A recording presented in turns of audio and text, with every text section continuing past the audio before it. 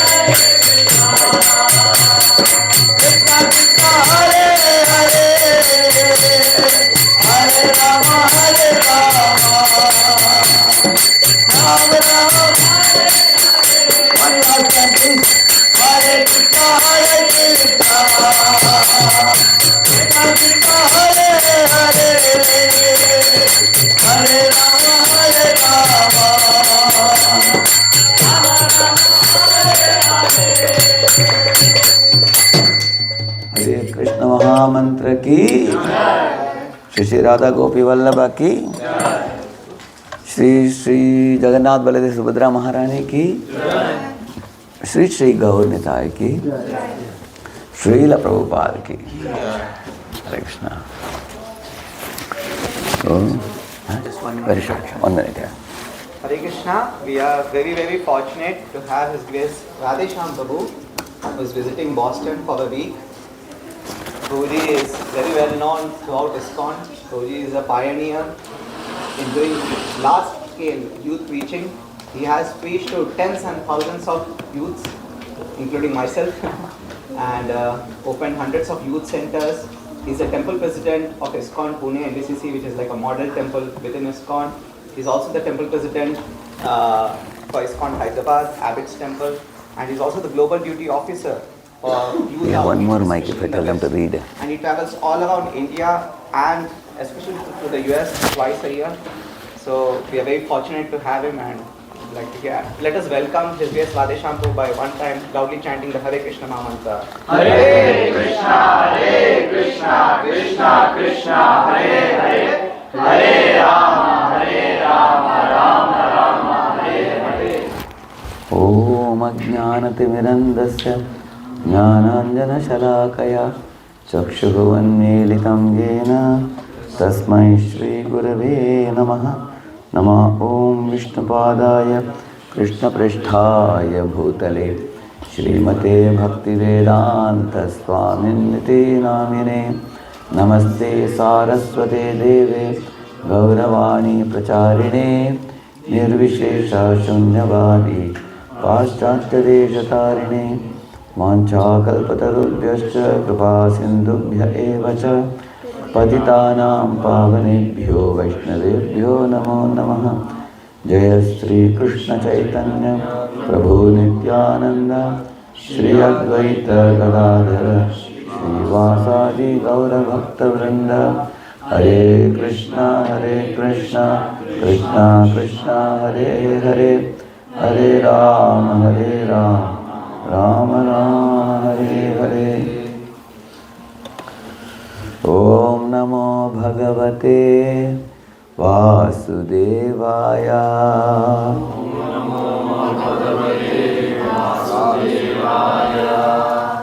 You all can see the shloka there. All of you welcome. This is from the Bhagavad Gita, 15th chapter, 8th verse. शरीरं यदवाप्नोति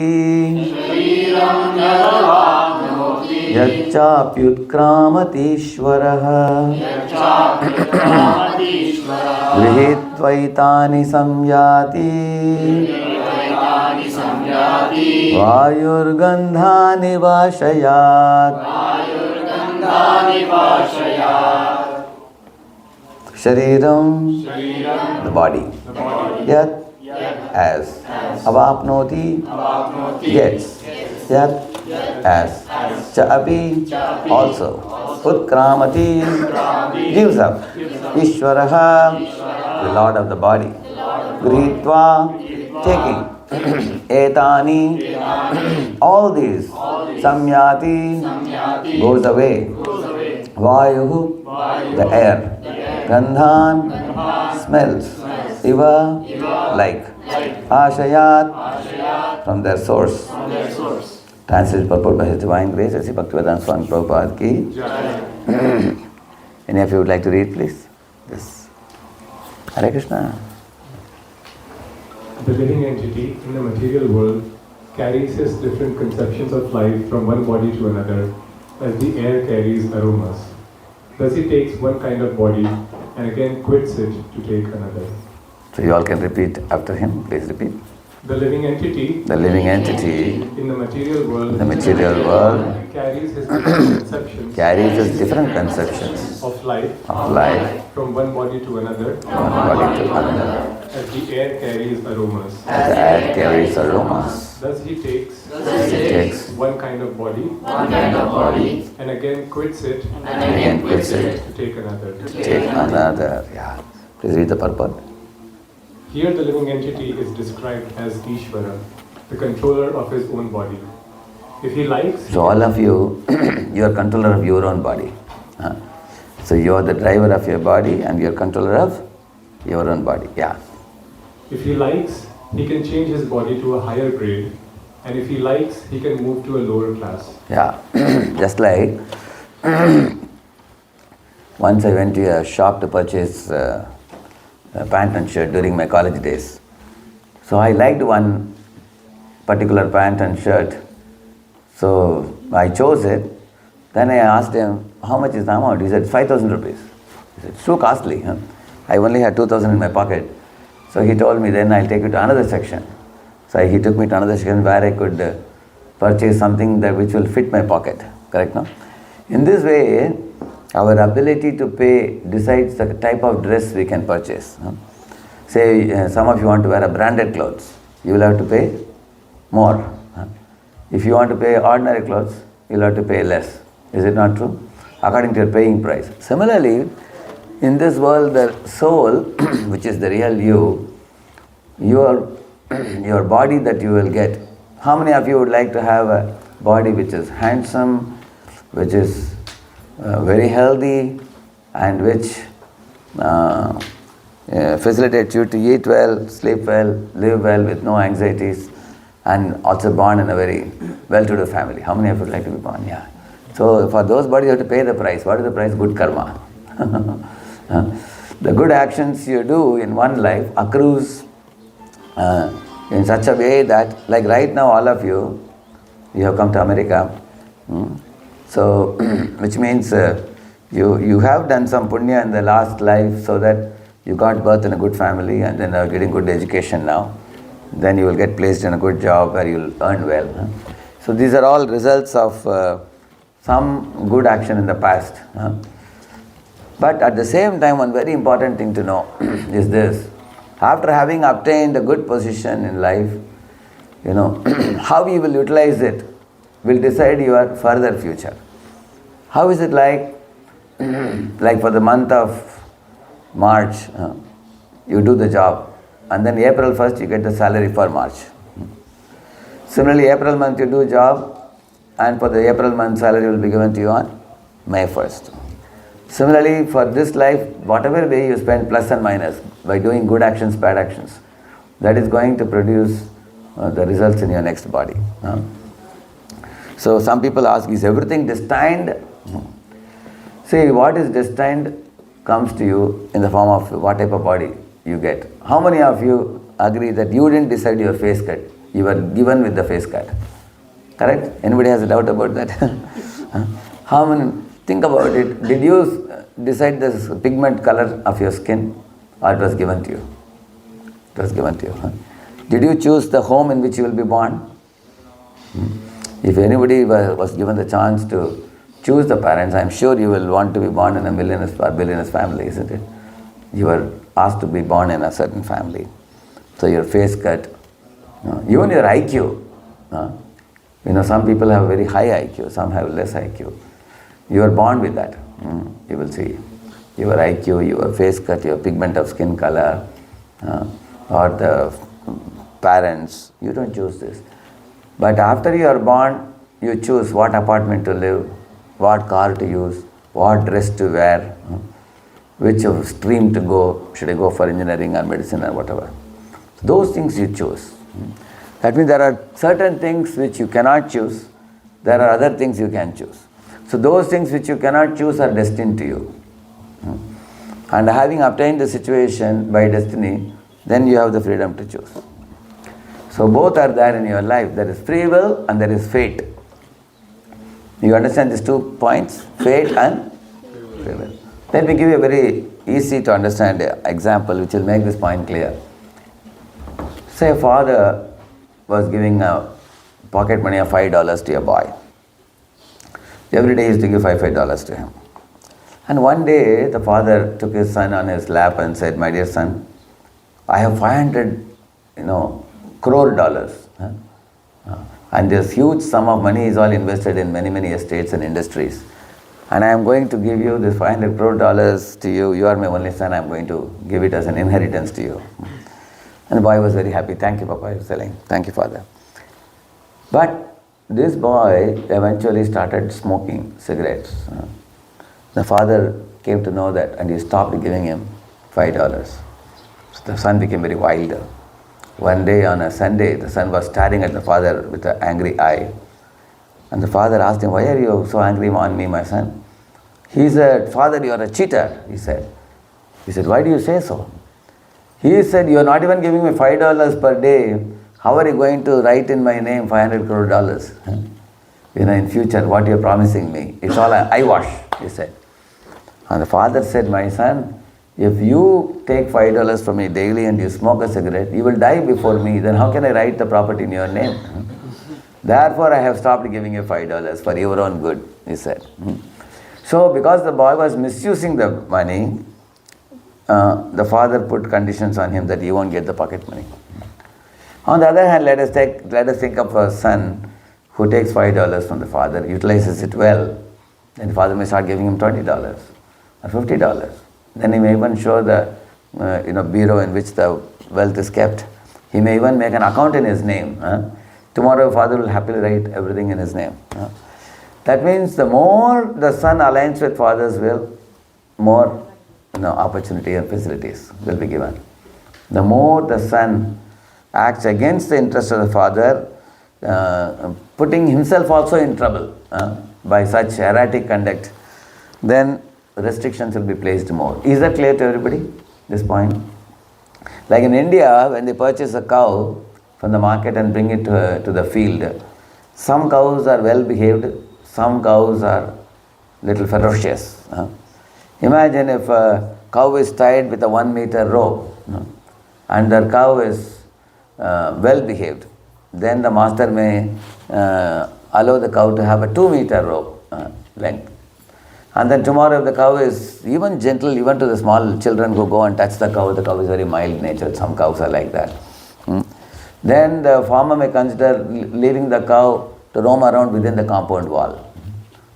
Who knows, maybe after a month he may let it wander even outside the compound, go in the morning and come in the evening. In India they do that. They leave the cow in the morning and it comes in the evening back.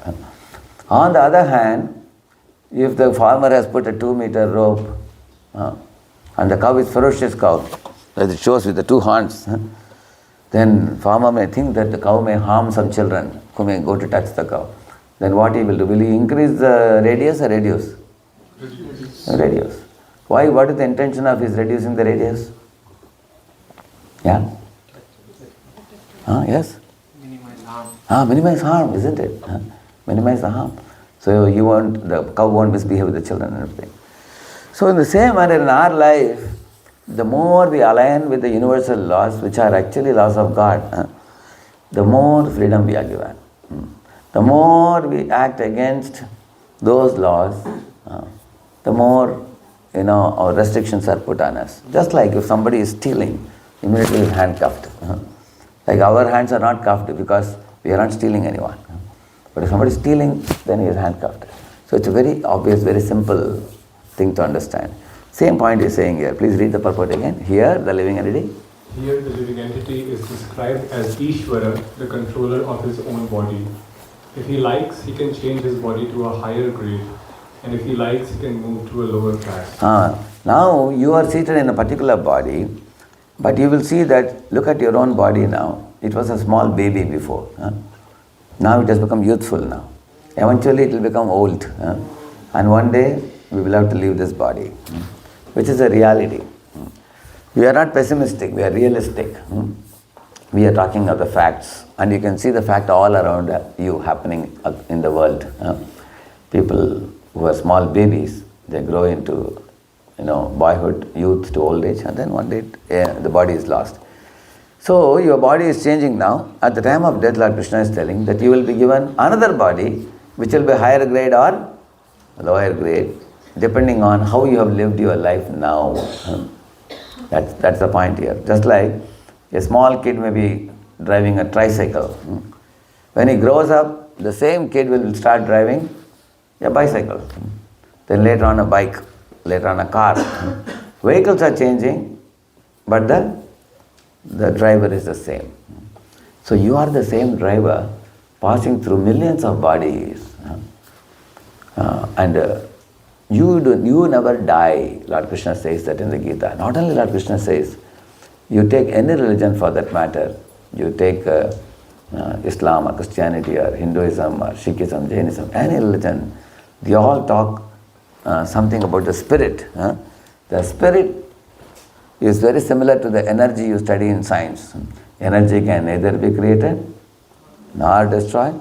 Energy disappearing in one form, reappears in another form without any loss or gain, we say, In science you study about the law of conservation of energy. In the same manner, spiritual energy also, spiritual energy which is spirit soul can neither be created nor destroyed, and spirit soul disappearing after one body is over, then it reappears in another body, and it keeps on going from one body to another. That's a good news for you, that you never die. What happens at the time of death is, your body lies down, you, the spirit soul, you come out with your mind. In the mind is stored, as it was said in this verse, good and bad reactions are stored in the mind. And they are compared to fragrances. Like you can see, when a train is sometimes going through a jungle, some dead animal smell is coming. So nasty smell comes. The same train after some time goes through a flower garden. Then the fragrance smells come. Similarly, good fragrance, bad fragrance. We all know what it is. Similarly, good activities, bad activities are compared to fragrances stored by wind. Like that, your good and bad actions are stored in your mind. Now, why is it stored in your mind? To be given, that will be used for giving you the next body. like one of you is working in a company, you did some extra hours of work. At the end of the month, you get some incentives for that, isn't it? You get some incentive for that. And those who didn't do extra work, they are not going to get any incentive. Similarly, if somebody has done virtuous activities, then you get a handsome body and you get good education. You are going to have a healthy body, good parentage and everything. And if somebody has done some vicious actions, then the next life they get some diseases like cancer, they may get in the body.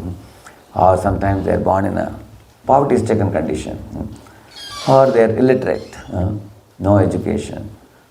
In this way, different types of legal implications or accidents. So, those things come in the subsequent life. So, naturally, all of us want our future to be bright and we should do good actions. But one another very important thing Lord Krishna says. He says that even if you do good actions, you are going to be born in good situation, but in that body also there will be old age, there will be disease, there will be death. Again you do one more lifetime, again you have to get old, disease, death. So intelligent people neither do good actions nor do bad actions, they do spiritual actions. We will see how to do that. Like if you can learn the art of working on Lord Krishna's account, then Lord Krishna says, then you don't have to come to this world. You go back home, back to Godhead. He says that. Out of the two, good or bad, naturally we all understand, good actions are purer. They are better. One should act virtuously, not viciously. But because virtuous actions are also bringing us again and again, so one has to learn to act in Krishna's account. So we will learn that how to do that. We will go ahead. I read further. Minute independence is there. The change his body undergoes depends upon him. At the time of death, the consciousness he has created will carry him on to the next type of body. Yeah, the consciousness that he has created. Different people carry different type of consciousness. Like I saw one boy, a man in South India, and when he was traveling in Chennai. I had gone to his house. He was almost like close to touching 80 years of age. But I saw that he was watching TV, watching cricket match, from morning 10 to evening 6, continuously. I got bored within 10 minutes. Because, that's a green field. Somebody is carrying the bat, running back and forth. In 10 minutes I got tired. But this fellow is watching 6 hours, and any time a cricketer puts a sixer, he will jump from his seat, clapping hands and jumping. He was so enthusiastic. So later on when I read this verse, I understood that this old man, when he dies, he definitely will get one more body. Where he will play? Cricket. Because that is his inclination, is it not true? Similarly in Hawaii, when Srila Prabhupada was walking in the sea beach, there was one boy who was surfing from morning 6 a.m. to afternoon 2 p.m. Almost 8 hours. Prabhupada went 2-3 times during the day. He happened to see the same boy surfing. Prabhupada asked the devotees, what is he doing? They said, Prabhupada is surfing. Prabhupada said, what is it? Is he suffering? He asked it. They told, not suffering, Prabhupada, it's called surfing. Prabhupada said, you call it surfing, I call it suffering. And then Prabhupada said, why am I calling that he is suffering? The human body is awarded to us for a very special purpose. In the human body only you can sit down like you all are sitting down and hearing Bhagavad Gita. How many of you are able to understand what I am speaking? You are here fully with me? Yeah, you are able to understand, isn't it? This type of understanding will not come with cats and dogs. In San Francisco, Prabhupada had told the devotees to make 2 poles outside the room. One pole for the pussycats, another one for the dogs. So he said they had to be tied outside and nobody should bring their pets inside.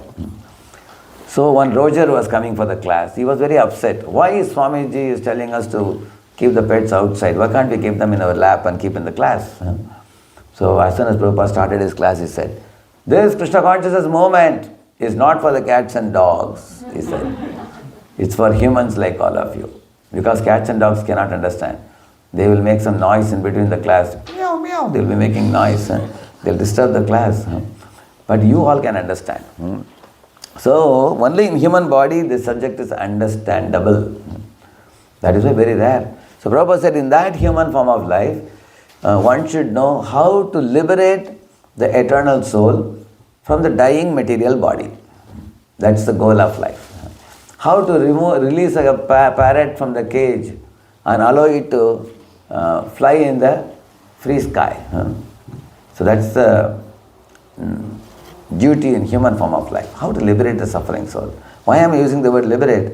When we are seated in this body, every day we get tension. Like we are all students. Students get tension of examinations, isn't it? And students also get examination. After the course is over, then you have tension of getting placed in a job. After getting placed in a job, there is a tension of not getting laid off. And in case one is laid off, one has a fear of H1B visa after that. There is always tension. You will find that at any given point of time in life, everybody has tension. So, therefore, one has to think, why from womb to tomb one in this world has to suffer? Like when I was a small kid, I thought I am always going to be in my mother's lap. But then one day my mom dressed me up with uniform and sent me to school, putting me in a bus. I was weeping all day. I thought I have to go to school only one day in my whole life, I thought. But the next day again she put me. So the child never likes to be separated from the mother, but the child has to be separated and go to school. That's a suffering. Similarly, you will see that when one comes to the board examinations like 10th standard, 12th standard, there's so much of tension. For whom? For the parents or the children? For both. And the children tell the parents, I will try to do my best, please don't get on my case. Please allow me to live peacefully. Parents say, somehow or other you have to get into that college, get into IIT, NIT somewhere. After that you can relax. Parents want them to study day in and day out. Both are in tension, as you rightly said. So, but after getting into college, you have to study 50 papers. That's another tension. Then examinations, then job opportunities, so many tensions. So therefore, any intelligent person should ask, why is so much tension in this world? So the tension in Sanskrit is called as kuntha. Kuntha means tension, suffering. Why kuntha means no tension, no suffering. So that this material world is kuntha, that world is Vaikuntha. So here, whatever sufferings we endure in this world, that is not there in the spiritual world. There is no old age, there is no disease, there is no death. And at every moment it is said, nobody walks there, everybody dances there. Nobody talks there, everybody sings there. Nobody drinks ordinary water, all water is like honey there, it is said. So that is why in human body, Prabhupada says here, mind independence is there, the change his body undergoes depends on him. And then he says, read further, at the time of death. At the time of death, the consciousness he has created will carry him on to the next type of body. The consciousness he created. So that the boy who was playing on the water, surfing, Prabhupada said, he wants a dolphin's body. So he can be jumping in water up and down. And nature, material nature will award you that type of body at the time of death. What about type of consciousness that you have created? Somebody wants to eat flesh and drink blood, they'll be given the body of a tiger. Why? Tiger can pounce on a deer and eat it. Can any of us pound on a deer and eat it? Can you pounce? You can only pounce on a carrot and eat it. Or you can pounce on a cucumber and eat it. You cannot pounce on a tiger. But a man wants to eat flesh and drink blood. So he is given the body of tiger. So that's what he is saying. How many of you have sometimes thought about this idea, what type of consciousness you are developing in life? You thought about it? Think about it. Right now, if death comes in anyone's life, what is my consciousness and where will I go? So how do you know what's your consciousness? That's the easy way to know. Energy flows where intent goes. Repeat. Energy flows where intent goes. You have to see your intent. What is my taste? To have a material taste or a spiritual taste? What is my temperament? Do I have a hot temper or a soft temper? And what are my tastes? So one can ask these questions. So you all are coming and sitting in the temple hall here. Naturally you have a spiritual taste. At the same time, we are living in the material world. We have some amount of material taste also. And Lord doesn't restrict us from accepting basic needs of material life. Food, clothing, shelter, everything. But the material tastes are more thoroughly explained in the Bhagavad Gita. I will give you an example. It will make it clear for you. Say somebody is walking in the road. He is seeing 3-story building. First story, second story, third story building. In the first story, there is a beer bar, permit room, cabaret dances are going on, dim light, and drunkards, people are drinking, smoking, drugs, all those things are going on in first floor. And there is a second floor where there is a gym. There are many people coming for weightlifting, bodybuilding, treadmill, and all those things are there. There's a beauty parlor also. One for men, one for women. There's a saloon also. You can have 24 type of hairstyles. All that is in second floor. Then the third floor, there is a temple like this. ISKCON temple hall. Then there is a yoga studio where people are teaching you yoga, pranayama, and all those things. So in these 3 floors, which floor will you go to? First floor, or second floor, or third floor? Yeah, third floor, correct, no? Somebody said first floor? First floor is a permit room and beer bar. First floor. Second floor is gym and bodybuilding gym, beauty parlor and all that. Third floor, like this temple and yoga studio, I said. So, the first floor represents Tamoguna, or mode of ignorance.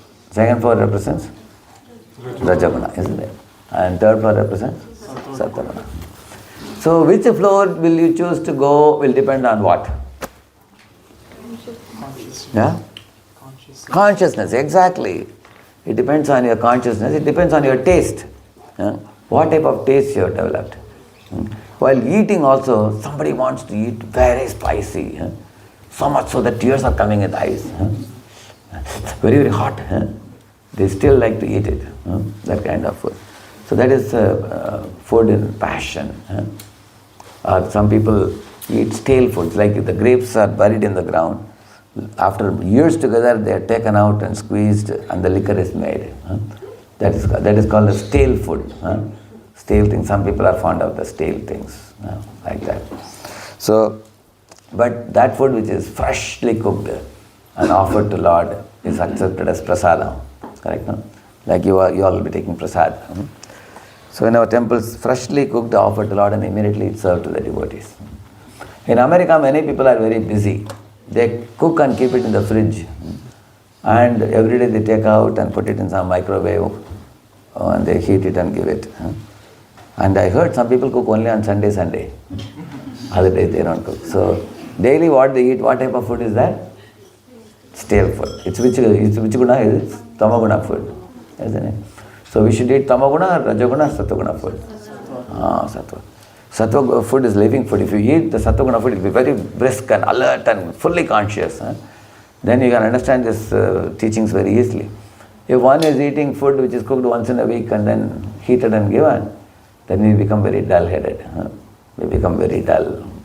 And because of the dullness, we will become lethargic, we will become slow, and we will always postpone. We'll keep our home unclean, untidy. All bad qualities come, correct, no? So, then that's why those people who eat that food, they don't feel like bathing also daily. They say, why to bathe daily? Once in 2-3 days you can bathe. You just gargle the mouth and go to college. And they don't wash the clothes also. There are some students in India also, they wash their jeans once in 6 months. Because it is all due to what type of food we eat. So, depending on the gunas, we choose. Like in ISKCON, we were taught when we came, you should never wear a cloth for the second time. Once you wear a cloth, you have to wash it before you wear it next time. So, when you come to spirituality, you learn many pure things. So, we all want to develop a sattva guna consciousness, which is very suitable for advancing in spiritual life. Go ahead. If he has made his consciousness like that of a cat or dog, he is sure to change to a cat's or dog's body. And if he has fixed his consciousness on godly qualities, he will change into the form of a demigod. You can get a human body or a devata body, you can get, yeah. And if he is in Krishna consciousness, he will be transferred to Krishna Loka in the spiritual world and will associate with Krishna. It is a false claim that after the annihilation of this body, everything is finished. The individual soul is transmigrating from one body to another, and his present body and present activities are the background of his next body. One gets a different body according to karma, and he has to quit this body in due course. It is stated here that the subtle body, which carries the conception of the next body, develops another body in the next life. This process of transmigrating from one body to another and struggling while in the body is called karshati, or struggle for existence. Yeah. So I will tell you one amazing history of one very great personality. This personality was called as Upabarhana. His name was Upabarhana, a Gandharva. He was very handsome to look at. He had curly locks of hair, and he always sang very sweetly. And he was surrounded by the celestial apsaras. Always 3-4 of them would be around him, and then he was moving from place to place. So one day, he reached the place where Devatas in the heaven were all coming together for a serious meeting. In that assembly, at the end of the assembly, they were all singing in glorification of Supreme Lord. A kind of arati like we do, they were singing. And this personality went behind the people and he started singing some other song, like a cinema song kind of thing. And one of the Devatas became angry. He looked behind and said, "Hey, just because you have a handsome body and a sweet voice, just to entertain your apsaras, you are not apsara, correct, no? Apsara means celestial, beautiful women. Just to entertain them, you are singing some other song. We curse you to become a son of a maid servant." Like that he was cursed. So the very moment he started gliding down the sky and came down to the earth, and here he was, born in a rustic village to a servant maid, a very poor family, practically insignificant parentage, unknown in some remote village. So we can understand that although he had a handsome body, sweet voice, Devata body before, because of his misbehavior, in the next life he got the body of a maid servant in a poor village, poor family. But one good thing happened to him. One day, this lady, the mother of this child, saw that some saintly Vaishnavas had come to the neighborhood, to a Gurukula. So she went and offered obeisances. She also took the son also. They both did namaskar. And she told the son, "My dear son, these are saintly persons. If you render some service to them, you will make great progress in spiritual life. Daily go and feed them prasad, wash their plates, clean their room and everything. So by doing so, you will please God through these people." So this boy daily used to go. He was sweeping the place, feeding them prasad, washing their plates, running back and forth and serving all of them faithfully. One day he saw that these people are all sitting and discussing about Krishna, various pastimes of Krishna, lifting Govardhan hill, Krishna dancing on Kaliya, and Krishna killing various demons in Vrindavan. And in this way they were talking, they were all very jubilant, talking about, they were singing many nice songs also. So the boy became very inspired. So he requested them, "Sir, the way you all are talking is very inspiring to me. Can I also sit and listen to what you are talking, if it is permissible? I am not born in a very high family and I have no education. But if I am allowed, I can also take advantage of your association." They told him, "Dear child, you don't need any big qualification for this. All you need is Shraddha or some faith. If you have some spiritual faith, that is the qualification you need to have. That's all. You don't need anything else in spiritual life."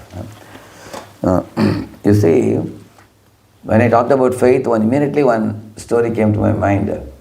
There was one very great learned scholar who was very proud and boastful of his learning, and he had thousands of disciples. So once Narada, when he came, you all know Narada? When Narada came, this proud scholar told him, "My dear Narada, I know that I am so highly overqualified that in this very life I will go back to Vaikuntha. Nevertheless, when you go to Vaikuntha, ask Lord Narayana, how long will it take me to reach him?" And when Narada went to one cobbler's place under a banyan tree, the cobbler also fell down at Narada's feet and worshipped him and said, I am utterly unqualified and I am poverty stricken and I have no education, no learning. How many more lifetimes will it take for me to reach Vaikuntha? He asked. Please kindly check with Narayana. When Narada went to Vaikuntha and met Lord Narayan, Narayan told him that scholar will take millions of lives to come to me, while this cobbler will come to me in this very life. So Narada asked, why is that so? And then Narayana said, tell them that when you came to Vaikuntha, I was inside a needle hole, I was passing an elephant. Go and tell them and see how they respond to this. So Narada went back and the scholar asked him, did you check with Narayan? And Narada said, yes, I am sorry to tell you that he says it will take you 1,000,000 lives to reach Narayana. And the scholar became wild and angry. He said, what are you talking?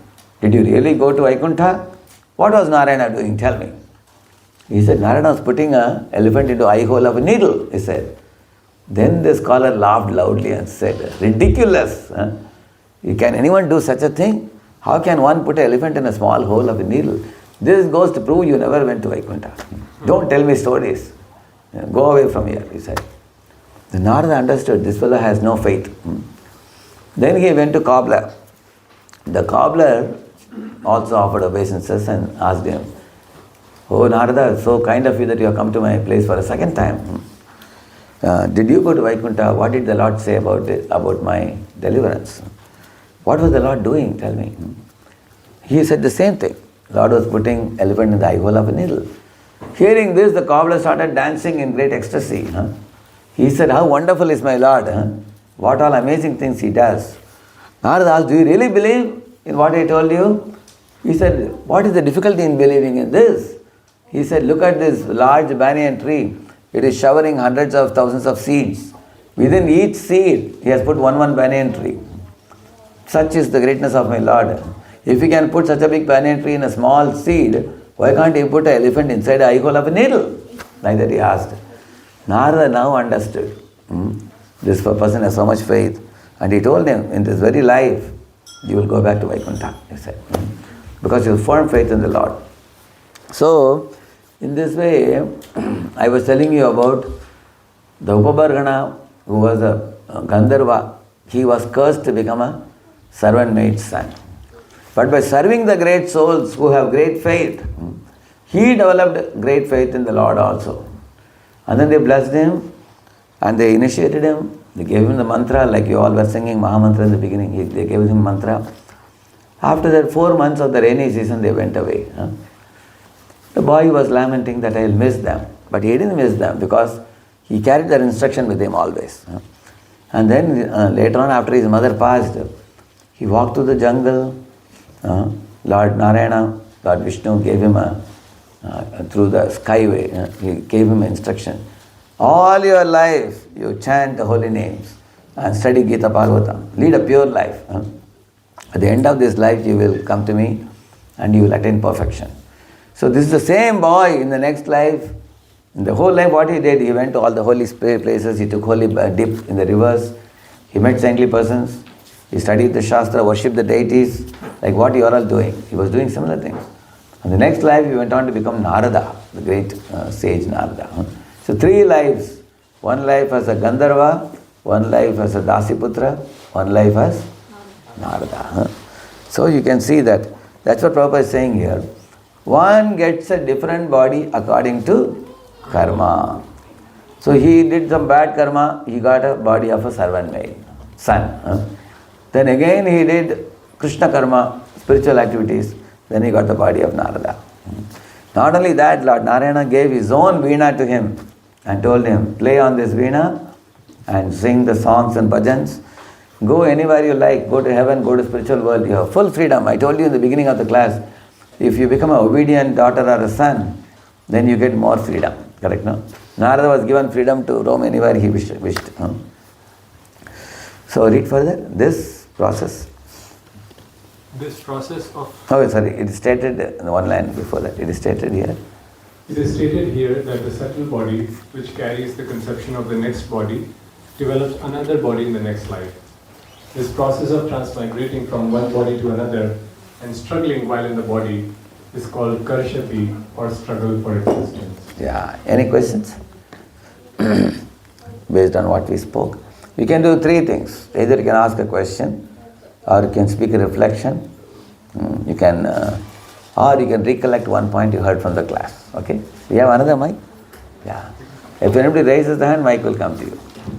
And if anybody answers, if anybody recollects a point from the class, you will get an applause from the audience. That's a gift for you.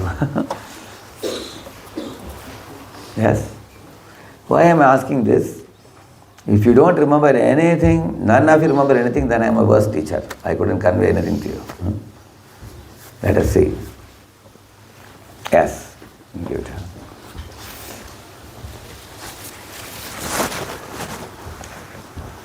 When I did a mistake, I was not aware that it was a mistake. Because I enjoyed it. Passing on many months, I realized, because of my surroundings, I realized that it was a mistake. I should have not done it. And that conscious mind haunts me every time. Now, how will I know that I can even seek a forgiveness for that? That's a good question. There is no forgiveness for that.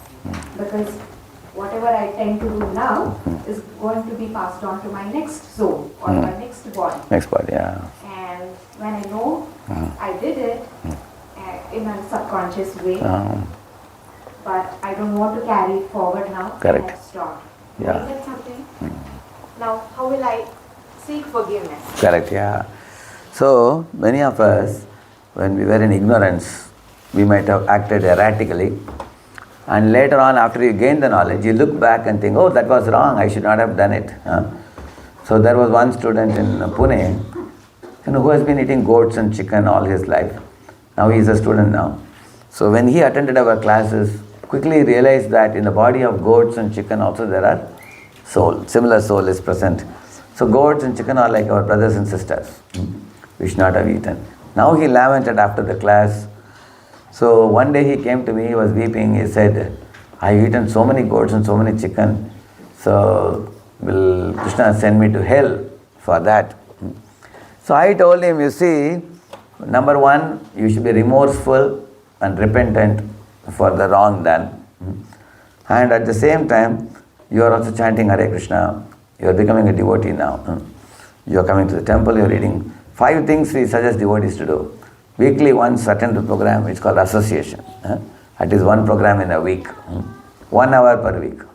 Association. Like this program, 1 hour. Then secondly, be Bhagavad Gita 1 page a day. How many of you have Bhagavad Gita as it is with you? Good. Good number of them have. Very good. How many of you don't have, you would like to have one? Anybody? Almost everybody. There's only one hand up. Okay. Yeah. So, you should certainly have a copy of Bhagavad Gita as it is by Srila Prabhupada's commentary. Very nice book. 1 page a day. And see, for chanting, daily chant at least 1 round. 1 round means 108 times. Hare Krishna, Krishna Krishna, Hare Hare. Hare Rama, Rama Rama, Hare Hare. Hare Krishna, Krishna Krishna, Hare Hare. Hare Rama, Rama Rama, Hare Hare. So 1 money, just 1 mantra. Sit down in one place and calmly chant 108 times. And in Florida University, they did a research on some 400-500 students. And it was practically proven, the studies have shown that this kind of chanting will drive away all the addictions, bad habits, any kinds of stress, depression and all those things run away. So chant 108 times every day, which takes you only 10 minutes. So 10 minutes out of how many hours in a day? 24 hours. Just 1 round of Mahamantras. That is C. So A for association, once in a week, 1 hour. B for which books? Bhagavad Gita, 1 page a day. C for chanting, 1 round a day. Other things I don't have to tell you. D is for D diet, devotional diet, which is prasadam. So how many of you think ABCD is not very difficult to do? You think you can do it? Correct? I am asking you once in a week, one program, and one page a day, Bhagavad Gita, and one round a day. That's all. So I told this boy, you do this. If you do this to the Lord, Lord says, Aham Tvam Sarva Papebhyo Mokshesham. You do Krishna karma, then I will nullify your karmic reactions, Krishna says. So when you, this madam was asking, when we do a wrong activity, in our mind a seed is stored. And the seed is supposed to fructify in the next life, in the form of suffering. For example, we all have experienced, sometimes we get ulcer, sometimes we get a wound, sometimes we break our hands or legs. These are all punishments for our previous actions, correct now? So the seed gradually comes. The suffering doesn't come at one slot. It comes just like growing of a seed into a tree into branches, then leaves, then flowers and fruits. They come gradually. But what you are doing now is, before the seed can take shape as a next tree, in between you have now come to the temple now. So if you do these devotional activities, you can counteract the previously done actions. Krishna says, karmani nirdahati. It is said you can burn away those seeds. Like if you fry the seeds, they won't germinate.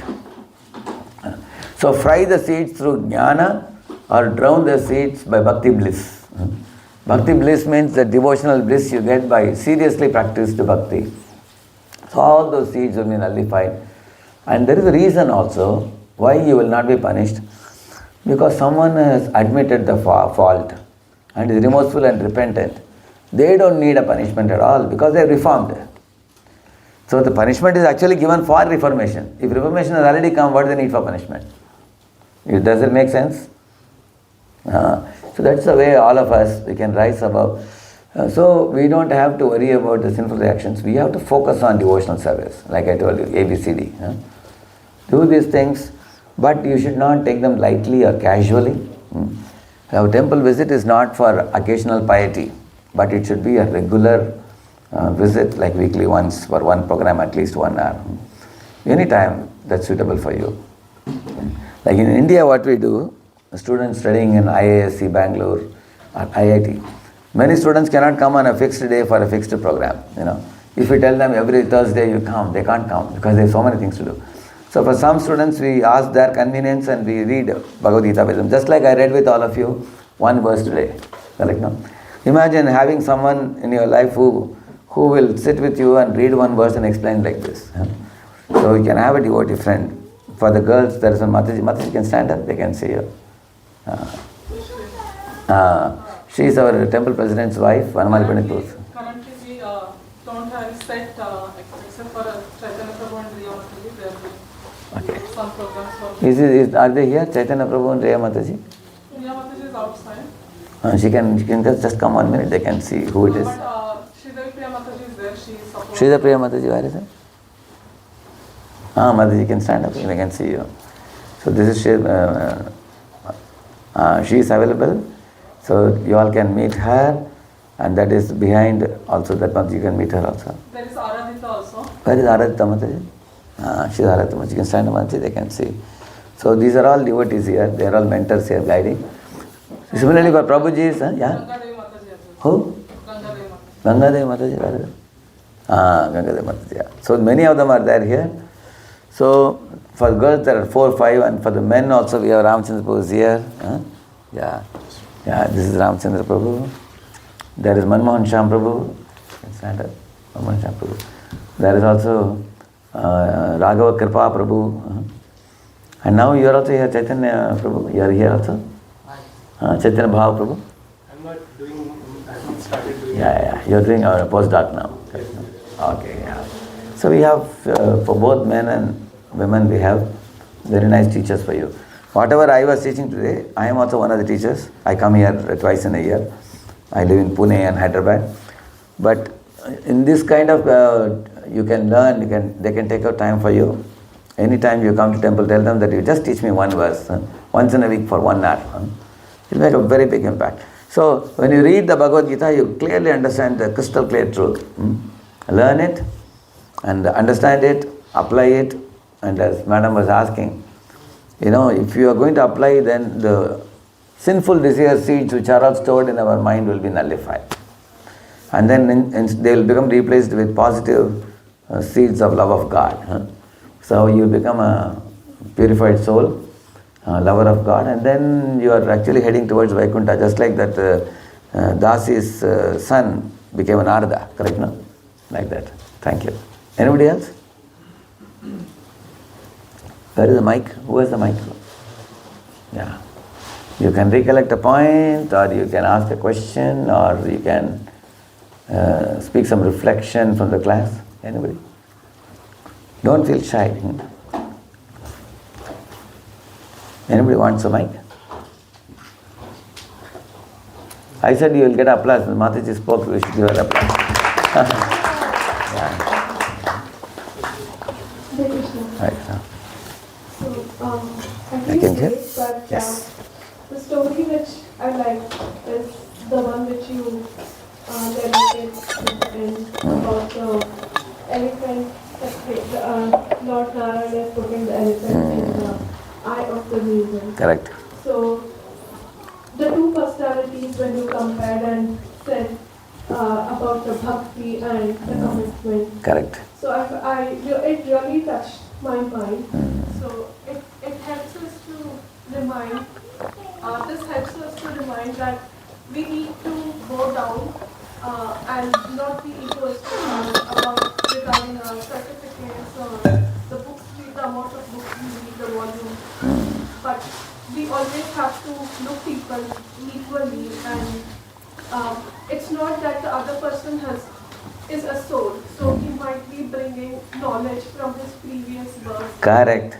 And he might not be educated to read, but he is always he has right amount of knowledge. Wonderful. Very brilliant thought you brought. Very good. Very good. Thank you. Very nice. But I have one question. Yeah. So, Yeah. with the ignorance regarding drinking and all other things, other than that, we also sometimes get into some negative feelings with people. Either it could be a fight, or it could be jealousy, Correct. or some kind of hatredness or Correct. dislike. Yeah. So, how in this materialistic world or in this kind of world, it's also necessary that we be aggressive in some of our actions when we are doing our outside job or when we are being in a competitive world. Correct. So, how do While living in the competitive world, we have to be very careful not to let any negativity get into our system. Say, for example, in the passion of getting the job done, say we become angry, for example. We become aggressive. Sometimes we get more affected than the other person on whom we are showing anger. It's like carrying a red hot coal and running behind someone. The coal is burning my hands. One time I asked a question, say somebody put fire to your hut and is running away. What you will do? I asked the students. 90% students said that I will run behind that fellow. Then I told them, if you run behind that fellow, your whole house will get burned down. Will you not put out the fire? Then some of them said, sir, that we never thought. And then one boy said, yes, I will put out the fire and then I will chase behind him. They are so angry.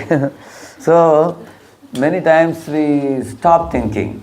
So we have to take care that we don't hurt our own inner mechanisms by letting negativity come in. We have to get the things done from people, surely, in the modern day fast-paced world.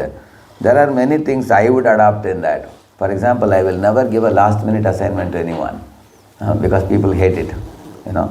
Similarly, I will also know the speed of people who work for me. If somebody is slow, if I tell him to give in 4 days, he will give in 1 week. It takes time.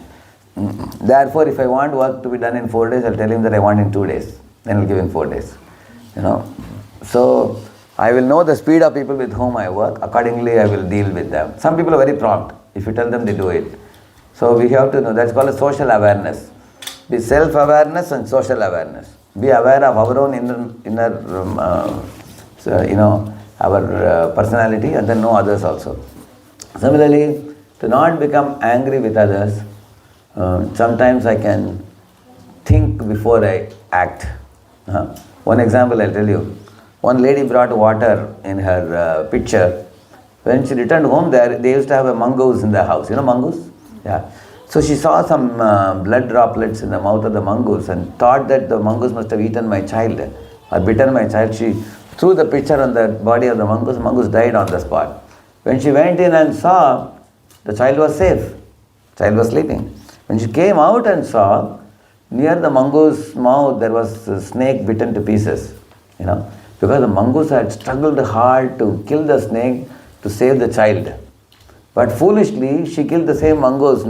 She was not grateful to the mongoose. Why? Because haste is waste. It is said she hastily acted. So one should never act without thinking. I will tell you an opposite story.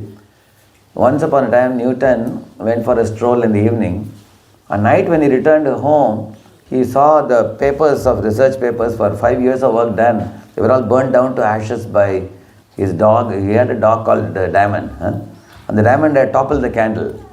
And everything got burnt down. And Newton cried for a while. He looked at the dog and said, "You foolish diamond, you don't know what you have done." He had a gun inside the drawer, but he didn't shoot the dog. He said, "Even if I shoot you, I'm not going to get the papers back. What's the point in punishing you? You are a foolish dog, you can't understand what happened." He said, so because he was a thoughtful man. So in goodness, we think and we speak. Whereas in passion, we act and then we regret. So therefore, anger is one letter short of danger, we say. So before we can let our anger loose, we have to be careful. Having said this, I would also like to add that it's not that we can never be angry. Sometimes a mother has to show some anger to the child to make the child steady. She may have to show a drama of anger. But we should not actually become angry. We should know how to do drama of anger to get the work done. Sometimes we may have to raise our tone to get some work done. But we should not become affected passionately. So, because if we become too angry, our whole body gets contaminated. Also adrenaline secretes in the body, and it leads to many inner diseases and other things. Now as she was asking, now we are living in a world where there is a lot of competition and there are people who are cheating, looting, and we are also forced to become aggressive in some situations. So therefore what I would do, while living in the world, I would be choosy about good association as far as possible. But no matter what, even if you choose good association, you will have to deal with some difficult cases of people. With them, I will be careful. Don't cheat others, don't get cheated, it is said. Don't hurt others, and don't hurt yourself also. So how do we do that? There are 3 ways of dealing with others: passive, aggressive and assertive, we call it. So passive means you let others walk on your head. And aggressive means you walk on others' head, isn't it? And assertive means you let others have their rights and you have your own rights. Correct, no? So Narada told to one of his snake disciples, that snake was the snake was pelted stones by some boys. The snake came crying and said, "Narada, you told me to be humble. I was a humble snake. Look at what happened to me. My body is full of bruises." Narada said, "Okay, next time you go to the village, when the boys come to pelt stones on you, you can hiss," he said. So by hissing, you are not biting them. At the same time, they can't hurt you either. In the same manner, we should know the art of taking our rights and letting others take their rights. So one has to do it maturely by assertive speech, assertive behavior, assertive dealing with others. And you also have the right to put a wall around yourself with those who induce negativity into you. You should not let others. You keep a long distance from them. Avoid them. If they are sending you emails, you can block it. Repeated emails are coming, or somebody is calling. In my phone also, there are some people who harass me on phone with repeatedly same thing. So then I give them the name, danger. Or I give them the name, time waster. I have many people like that in my phone. Whenever my assistant comes running, "Prabhuji, one time waster is calling." I say, When you don't lift, yeah. Isn't it? I have written and kept like that. Because some of them really make me lose my cool by repeatedly harassing me with the same old things. We have given them reasoning, but they are not willing to listen. What can we do? Huh? So we have to avoid them. I know who to avoid and I block. I don't waste my time with them. Huh? In this way, this is called emotional distancing. You can do emotional distancing and keep away from them. And surround yourself with positively high energy people who will actually encourage you, nourish you, uplift you, and bring you one step closer to God. You know? It makes sense? Thank you. She spoke a very good point. Yeah, which one? Being aggressive is not like a sin. Oh, being aggressive unnecessarily on others is certainly sinful because you are threatening other living entities or making them suffer. But I told assertive. Aggressive means I break someone's tooth, that is aggressive. Or I let someone break my tooth, that is called passive. So I should, then letting others have their tooth and have my tooth, that is assertive. That means everyone should be allowed to take their rights and we don't we don't try to trouble someone. That's why I told you, don't cheat others, don't get cheated. Don't hurt others, don't get hurt. That is assertive. Aggressive is certainly sinful because in aggression what happens? Like Duryodhana wanted to usurp the property of the Pandavas. That is aggression, isn't it? Hiranyakashipu wanted to kill the poor child Prahlad just because of chanting Lord's name. That's aggressive. We don't want to be aggressive like that on anyone. In this world we are living in, it's a world meant for everybody. It's God's, all children are living. Everybody should be allowed to have their rights and we should have our rights. Correct, no? Yeah. Like we say, Sarve Janaha Sukhino Bhavantu. Sarve Santu Niramaya. In English, I read a very beautiful translation. May the wicked become virtuous. May the virtuous become tranquil. May the tranquil become free. May those who are free set others free. So that's a very beautiful prayer, isn't it? So we have to work for the welfare of others, far from being aggressive and troubling them. Our godly nature is that, we live peacefully, Jio Jinido. That is the right map. And the wrong map is Jivo Jivasya Jivanam. One living being wants to eat, another living being. That is aggression. In animal kingdom, birds kingdom, it is there. In human kingdom, we can avoid it by aligning ourselves with God. Like studying Bhagavad Gita and Bhagavatam, we can learn the art of living in this world without having to hurt others. Alright? In spiritual world, nobody hurts others because spiritual world is free from all misery. Vaikuntha, I was telling. There is no old age, disease, death, anything there. So two of them recollected, very nice. Give them applause. Very good. One last, we can take one last and then we conclude. It's already time now. Prasad, ready for that? Yeah. Anyone sharing of a point or question or any reflection or remembering, recollecting? Anybody? Who have come for the first time today here for such a class like this? Oh, yeah. There is 1, 2, 3, 4. Oh, very good. If any of those who have come for the first time, you can speak. Oh, you came for the first time today? You live in Boston here? Yes, but we have guests from India. Okay. They are devotees. They've been practicing with ISKCON for 8 years. Really? Which place? Sheshadipuram. Okay, in Bangalore. Okay, very good. I come there also. There is one Braja Krishna Prabhu there. Very good. And you live in? Malden. Malden, yeah? Very good. In Malden there is a lot of Indian community there. Yeah. So, any of you, those of you who came for the first time, you want to recollect one point? Sri Krishna, you want to recollect one point? Sure. Sri Krishna is studying an MIT student, he is a doctorate student from MIT. Which point do you remember the most? Yeah.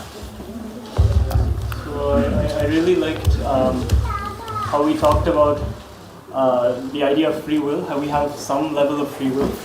So our consciousness is built up over many lifetimes, but we have the free will to alter that consciousness. Correct. In this lifetime. Yes, correct. So there's, I think, relating to what the first Mataji said, in terms of yes, it's okay to be remorseful about or repent about what we've done in the past, but have the idea that I have the free will to make a change. Exactly, very good. So it's actually a very empowering thing.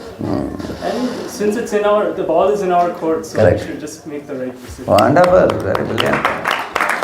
Very good. So his point is, when he said this point, I remembered one thing. In our Pune temple, we invited one civil engineer to make our bathroom flooring. So this civil engineer was not a well-equipped man. What he did, the hole was here, he made the flooring like this. So the next day when we all went to take bath, the water was always coming below our feet. That was very uneasy experience. So it went on for 3 months and everybody was screaming. They said this bathroom is so bad. After taking bath, our legs are wet. So then we called another civil engineer. What he did, he filled it up and made the flooring like this. So all the water would flow out.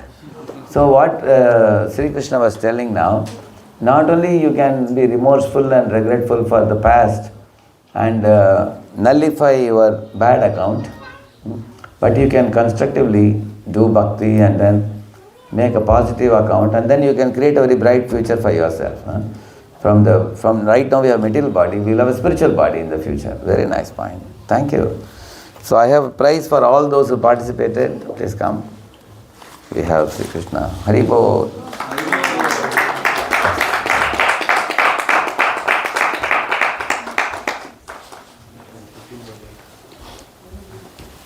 You come for the Wednesday sometimes, is it? Very good, thank you. And who is the third one? Yes, please.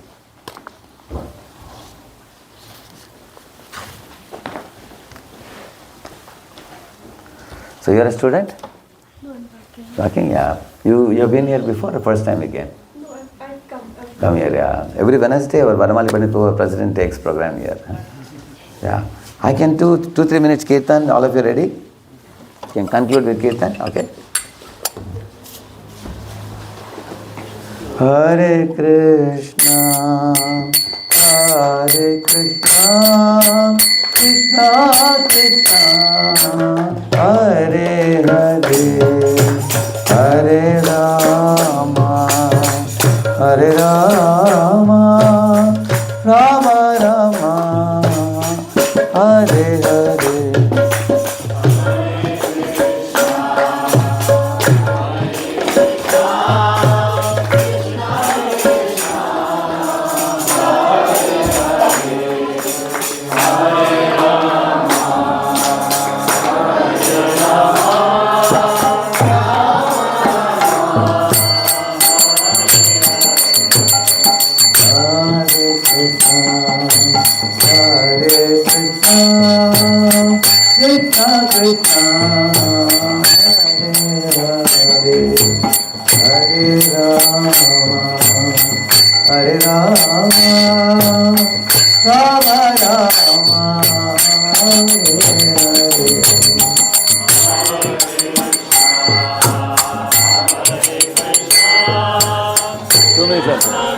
2 minutes Kirtan and done.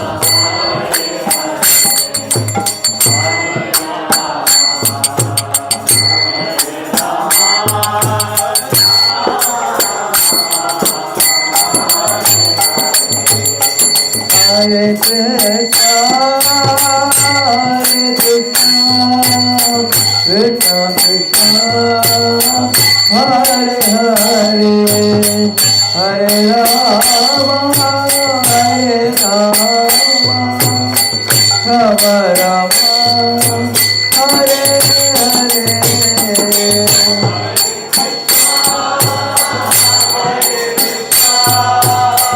Krishna Krishna, Hare Krishna,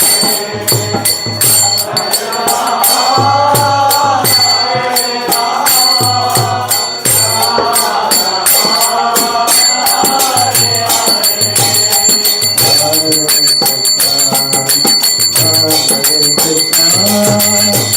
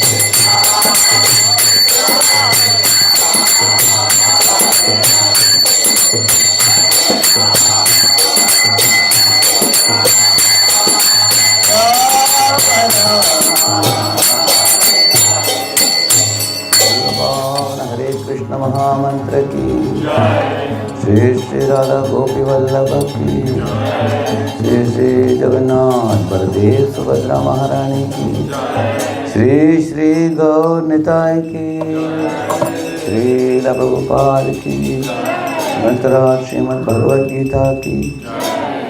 Thank you very much.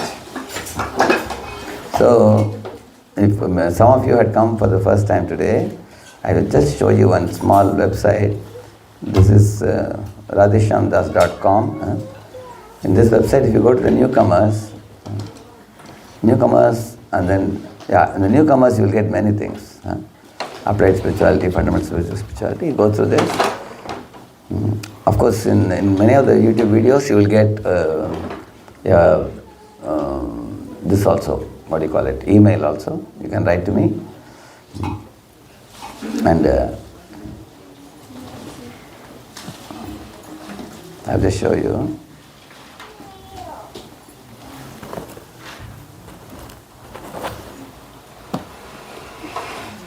So if you go to this website, I have put many things and kept here. So of course here you can go to playlist and look for courses in Radheshyamdas. But if you go to this website, it is more easy for you. As I showed you, only the newcomers. Go to the newcomers and see it. And these courses are very easy, and they are very scientifically presented. And they're done for I've been doing this for the last 3 decades for the students. Recently, it's very nicely put up everything in one place. So today, what we discuss, just see one purport of Prabhupada has so much valuable things to learn. So I have put Bhagavad Gita in 108 sittings, 30 minutes each. It's called Gitamrita Bindu. If you put Gitamrita Bindu, either on the YouTube or the this thing, website, you will get it. Gitamrita Bindu is 108. This idea was given to me by one MIT professor, one Mr. Chintan. He told me that I can't hear long lectures, he said. If you give me 30 minutes, I can hear. So for him, I made this. At that time, during the COVID time, I made this. So you can hear the Gita, 30 minute lectures you can hear. And if you don't have so much time, there is one Gita Radheshyam. It's only 18 lectures for 18 chapters. One lecture chapter. You can see that also if you have time. Okay? And you can write to me. In any of the YouTube videos, if you go to description, you will get my email ID. You can write for any questions.